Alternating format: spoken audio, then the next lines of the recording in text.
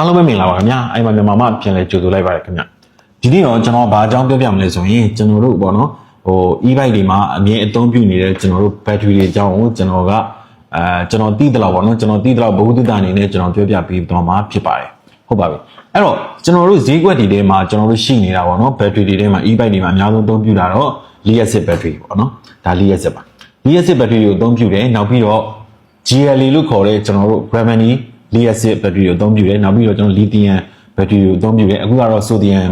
battery ဆိုပြီးပေါ်လာပြီပေါ့နော်အဲ့တော့ဟုတ်ပါပြီအဲ့တော့အများစုပေါ့နော်အများစုအသုံးပြုတာတော့ဒီ lead acid နဲ့ဒီ GLA ဆိုတဲ့ကျွန်တော် gravity lead acid ကိုအသုံးပြုတာဖြစ်ပါတယ်အဲ့တော့လူတွေကကျွန်တော်တို့ GLA battery ကိုဂျယ်တိုက်ဆိုပြီးတော့ battery ဆိုပြီးတော့ကျွန်တော်ဈေးကွက်ထဲမှာကျွန်တော်တို့အပြောများကြတယ်ပေါ့နော်အပြောများကြတယ်အဲ့တော့တကယ်တော့သူကဂျယ်တိုက် battery မဟုတ်ပါဘူး GLA battery တော့ကျွန်တော်တို့ gravity lead acid ကိုပြောတာပါဒါကတော့ UO lead acid ပါအဲ့တော့ဒီ lead acid battery နဲ့ဒီ GLA ပေါ့နော် gravity lead acid battery နဲ့ဘာတွေကွာလာလဲဆိုရင်အရင်တော့ကျွန်တော်တို့ကဒီlead acid battery တွေပဲအသုံးပြုတာများတယ်အခုကကြတော့ကျွန်တော်တို့2019 2020လောက်ကနေစပြီးတော့ဒီ gravity ပေါ့နော် gravity lead acid တွေအသုံးပြုလာတာများပါတယ်ဟုတ်ပါပြီဒါလည်း gravity lead acid ပါပဲဟုတ်အဲ့တော့ကျွန်တော် gravity lead acid ဆိုတာကြတော့ဘာတွေလဲဆိုတော့ကျွန်တော်တို့တကယ်တော့ကျွန်တော် lead acid battery ပဲဒါပေမဲ့သူကဒီမှာကကြတော့ကျွန်တော် gravity technology ဆိုတဲ့နည်းပညာကိုအသုံးပြုထားပေးတယ်ပေါ့နော်အသုံးပြုထားပေးတဲ့အတွက်ဒီ gravity lead acid battery ဆိုပြီးဖြစ်တာပါအဲ့တော့ GLA ပေါ့ GLA battery ဆိုပြီးတော့လူသိများတဲ့ battery ပေါ့နော်အဲ့တော့ gravity technology ပေါ့နော် gravity ဆိုတာကြတော့ကျွန်တော်တို့ဒီတာမန် UO lead acid battery တွေလို့ကျွန်တော်တို့ကောင်းမွန်plate အပြားကြီးကိုသုံးတာမဟုတ်ဘဲနဲ့သူကကျွန်တော်ဟတ်တခံပေါ့နော်ပုံစံ plate ပြားတွေကိုအသုံးပြုပေးထားတယ်ပြီးတော့တာမန်lead acid battery မှာအသုံးပြုတဲ့ကာဗွန် plate တွေထက်သူကပို့ပြီးတော့ပါတယ်ပေါ့နော်ပါတယ်ပြီးတော့ခဲသားလေးပို့ပဲပေါ့အဲ့တော့ gravity ဆိုတာအဲ့ဒါကိုပြောချင်းဖြစ်တယ်ပေါ့နော်ကျွန်တော်ဂျယ်တိုက် battery လို့ပြောတာမဟုတ်ပါဘူးအဲ့တော့ဒီ gravity ဟုတ်ပါပြီကျွန်တော်ဒီ lead acid နဲ့ gravity lead acid ဘာကွာတာလဲပေါ့နော်ဘာကွာတာလဲဆိုရင်တော့ကျွန်တော် gravity lead acid ဆိုတာကျတော့ကျွန်တော်တို့ဒီ gravity technology ကိုသုံးထားတဲ့အတွက်သူကကြတော့ကျွန်တော်တို့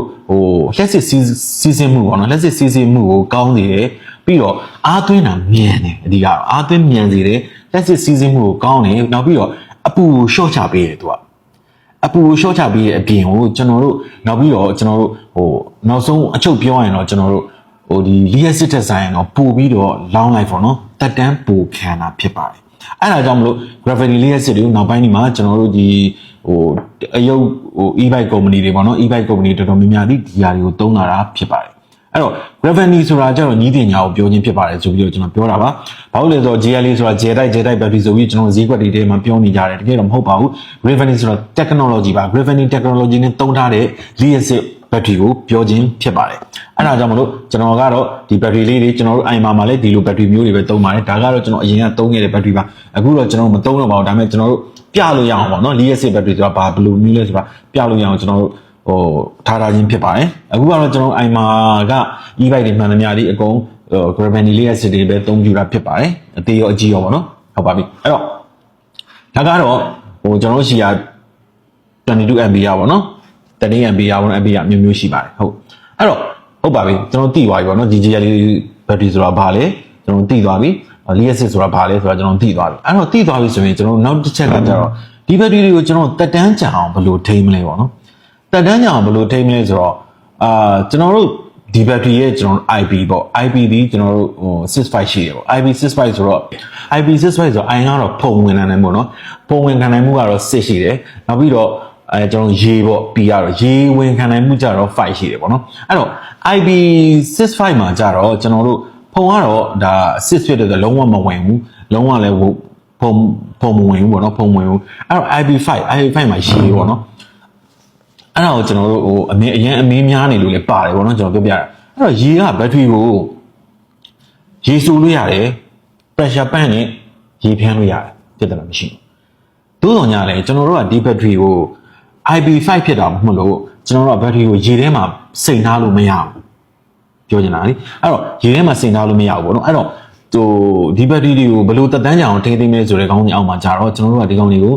ရေထဲပြတ်ပေါင်းလို့ရတယ်ရေစီးလို့ရတယ်ပြဿနာမရှိပါဘူးဒါပေမဲ့တော့ကျွန်တော်ရေမြုပ်တာတို့ရေထဲမှာစိန်ထားတာတို့တော့လုံးဝမလုပ်သင့်ပါဘူးနောက်တစ်ခုအဲ့ဒါလည်းအရေးကြီးတဲ့တစ်ခုပါပဲ ကျွန်တော်တို့ဒီ battery တွေကိုတက်တန်းရှည်အောင်ထားတော့မယ်ဆိုရင်ကျွန်တော်တို့သူ့သတ်မှတ်ပေးထားတဲ့သူ့ကုမ္ပဏီကဒီ battery ကိုသတ်မှတ်ပေးထားတဲ့ original charger တွေကိုပဲကျွန်တော်တို့အသုံးပြုတင်ပါတယ်ဘာလို့လဲဆိုရင် original charger မဟုတ်ဘဲနဲ့တပ်ပါလေး charger တွေအသုံးပြုတဲ့အခါမှာ battery နဲ့ charger တွေနဲ့မကိုက်တဲ့အခါတွေမှာကျွန်တော်တို့ battery တွေပျက်စီးတတ်ပါတယ်အဲ့ဒါကိုလည်းအထူးဂရုပြုရမှာဖြစ်ပါတယ်နောက်တစ်ခုကကြတော့ကျွန်တော်တို့ battery တွေနေပူထဲမှာထားတာကျွန်တော်အမြဲပြောပါတယ်နေပူထဲမှာထားခြင်းအပြင်ဘက်ထရီကအပူချိန်ကိုလွန်ကဲစေတယ်အပူချိန်ကိုလွန်ကဲစေတယ်ဘက်ထရီဖောင်းတာတွေဘက်ထရီကွဲတာတွေဖြစ်တတ်ပါတယ်အခက်မတင်မီးပါလောင်တတ်ပါတယ်ဒါကလေကျွန်တော်တို့အထူးဂရုပြုရမယ့်အချက်တွေမှာပါပါတယ်နေပူထဲမှာထားခြင်းကတော့လုံးဝရှောက်ခြင်းတင်ပါတယ်နောက်တစ်ခုကကြောင့်ကျွန်တော်ဒီဘက်ထရီတွေကိုကျွန်တော်အားသွင်းတဲ့နေရာမှာအချိန်ကြာမြင့်စွာအားသွင်းထားခြင်းပါနော်ညဘက်အိတ်ခံနေမှာအားသွင်းလိုက်တယ်ကျွန်တော်ပြီးတော့နောက်နေ့မနေ့လည်းမဖြုတ်ဘူးမိုးလင်းလည်းမဖြုတ်ဘူးပေါ့နော်ဒီလိုမျိုး over charge ခေါ်တာပေါ့ over charge ဒီပေါ့နော် over charge တွေလုပ်တဲ့အခါမှာလည်း battery ပျက်စီးနိုင်ပါတယ်နောက်တစ်ခုကကြောင့်ကျွန်တော်ဒီ battery တွေကိုကျွန်တော်တို့ကအချိန်ကြာမြင့်စွာမသုံးမဲထားတာပေါ့နော်မသုံးမဲနဲ့ကျွန်တော်ဘိန်းမှာတက်ထားတယ်တက်ပြီးတော့ဒီ battery ကိုမသုံးဘူးကျွန်တော်တစ်လနှစ်လဒီခရီးသွားတာပဲဖြစ်ပေါ့နော်အိမ်ထဲမှာပစ်ထားရင်ဒီ battery တွေကပျက်စီးတတ်ပါတယ်အဲ့ဒါကြောင့်မလို့ကျွန်တော်တို့ဒီ battery ကိုအနည်းဆုံးတော့နှစ်ပတ်တစ်ခါလောက်တော့အားသွင်းပေးတင်ပါတယ်အဲ့ဒါမှလည်းဒီ battery တွေရဲ့ long life ပြီးပို့ပြီးတော့တက်တန်းရှည်မှာဖြစ်ပါတယ်ဘာလို့ကျွန်တော်ဒါကြီးပြောရလဲဆိုတော့အချို့တွေကပြောကြတယ်ဟာGLE battery တွေကတက်တန်းပူရှည်တယ်လည်းပြောသေးတယ်သူတို့ရှိမှပြတ်သွားတယ်သူတို့ရှိမှဖြစ်တယ်ပေါ့နော်ဒါဈေးကွက်တွေထဲမှာကြုံနေရတဲ့ပြဿနာတွေပါဒါပေမဲ့ဘာကြောင့်ပြတ်လဲဆိုတော့ကျွန်တော်တို့အဓိကအဖြေရှာမှာဖြစ်ပါတယ်အဲ့တော့ကျွန်တော်တို့အဲ့ပြဿနာကျွန်တော်စောနာပြောတဲ့ပြဿနာတွေဆက်ရှောင်ခြင်းရမယ်နောက်ပြီးတော့ကျွန်တော်တို့မီယာတက်ကြတယ်မီယာတက်ကြတယ်မှာလည်းကျွန်တော်တို့နိုင်ငံကမီယာတက်ကြများတဲ့အတွက်ကျွန်တော်တို့စီးကပ်တွေခံမဖြစ်မနေပါတော့မဖြစ်မနေစီးကပ်ခံသုံးတင်ပါတယ်စီးကပ်ခံကုန်းသုံးမှလည်းကျွန်တော်တို့ဘက်ထရီလောင်းလိုက်ပူရှည်မှာဖြစ်ပါတယ်နောက်ဆုံးတစ်ချက်အနေနဲ့ကြတော့ကျွန်တော်တို့ဒီဘက်ထရီကိုအားကုန်အောင်စီးပစ်တာပေါ့နော်အားကုန်အောင်စီးလိုက်တာတော့လုံးဝမလုပ်သင့်ပါဘူး0%နေစီးလိုက်တာတော့မဖြစ်သင့်ပါဘူးအနည်းဆုံးကျွန်တော်တို့20%လောက်ကျန်ရင်ကိုကျွန်တော်တို့အားသွင်းတာပိုကောင်းတယ်ပေါ့နော်အားသွင်းပြီးတော့ပြန်စီးတာပိုကောင်းပါတယ်တကယ်တော့ကျွန်တော်တို့ဒီဘက်ထရီတွေကလည်းကျွန်တော်တို့ဖုန်းတွေမှာသုံးနေတဲ့ power bank တွေလို့ပါပဲpower bank တွေပါပဲเนาะအဲ့တော့ power bank တွေအသုံးပြုသလိုပါပဲကျွန်တော်တို့အရင်က use ရပါတယ် power bank လည်းကျွန်တော်တို့အားကို0 ထိသုံးတာများသွားလို့ရှင် power bank လည်းအားမခံတော့ဘူးအဲ့လိုဖြစ်တတ်ပါတယ်အဲ့ဒါကြောင့်မလို့ battery သူ့ဘာသူပေါ့နော်သူတို့စက်ရုံကထုတ်တဲ့ battery တွေဘလောက်ပဲ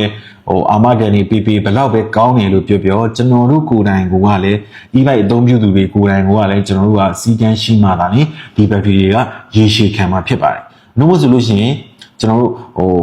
battery တွေခဏပြတ်တဲ့ပြဿနာအိုးတွေဖောင်းနေအိုးတွေပွားတယ်အားတွေမဝင်တော့ဘူးပေါ့နော်။အဲ့လိုပြဿနာမျိုးတွေခဏကြုံနေမှာပဲဖြစ်ပါတယ်။အဲ့တော့ကျွန်တော်တို့ပြောပြပေးသွားတာတော့ကျွန်တော်တို့ GLE battery နဲ့ Daily acid battery အကြောင်းလေးရယ်နောက်ပြီးတော့ battery ကိုဒီ battery တွေကိုဘယ်လိုအချိန်ကြာမြင့်သွားပေါ့နော်အသုံးပြုနိုင်မလဲ long life ကောင်းအောင်ဘယ်လိုထိန်းသိမ်းရမလဲဆိုတာတွေကိုကျွန်တော်ပြောပြပေးသွားတာဖြစ်ပါတယ်ကျွန်တော်တီးတဲ့လောက်လေးပြန်လည်မျှဝေပေးတာမလို့ကျွန်တော်ဘက်ကလိုသွားတာတွေပိုသွားတယ်ရှင်လေကျွန်တော်ကဒီကနေပဲတောင်းပန်ပါတယ်ခင်ဗျဟုတ်ကဲ့ကျွန်တော်ကိုဆိုင်ပါ